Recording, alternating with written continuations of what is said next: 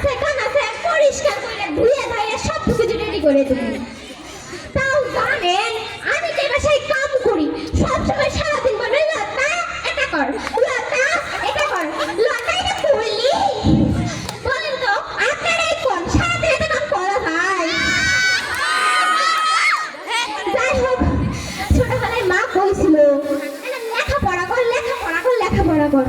যদি লেখাপড়া করতাম আমাদের মনে হয় স্কুলের মজিবুল স্যারের মতো পায়ের উপর পা তুলে লেখতাম আর বইয়ে বইয়ে খাইতাম। সেই কথা কি আমার এখন আছে?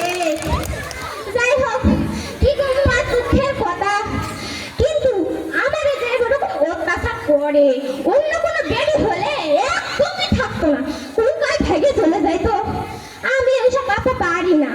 মাঝে মাঝে মনে হয় কি জানেন, মনে হয় যে ওয়ারি পাশে থেকে আমার ভাত ভাত ভাত ভাত করে বের করে দেয়, এমন মনে হয়। কিন্তু আমি করতে পারি না।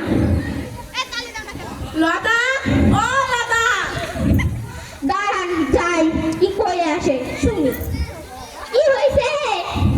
এই তোরে কতবার ডাকতে হয়? তুই জানিস না যে আমি একবারই ডাকি? ও সরি সরি, ভুল হয়ে গিয়েছে। না কি করবেন বলেন? কাপড়গুলো কেচে দিয়েছিস তো?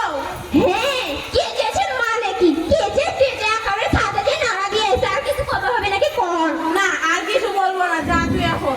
আচ্ছা দেখলেন আপনাকে সামনে দেখলেন কিরকম ব্যবহারটা করলো। এটা তো একটু না, আল্লাহ আমার সাথে যে অত্যাচারটা করে অন্য কোনো বেডি হলে থাকতোই না। যাই হোক কি করবো, আমার মতে কিন্তু আপনারা ভুল করবেন না, কইয়া দিলাম। আপনারা পড়াশোনা করবেন। এই যে দেখছেন আমার আইফোন 17 প্রো ম্যাক্স আমি কালকেই কিনলাম। হ্যালো খালা, ও খালা আচ্ছা আমি যাইতেছি। আচ্ছা ঠিক আছে।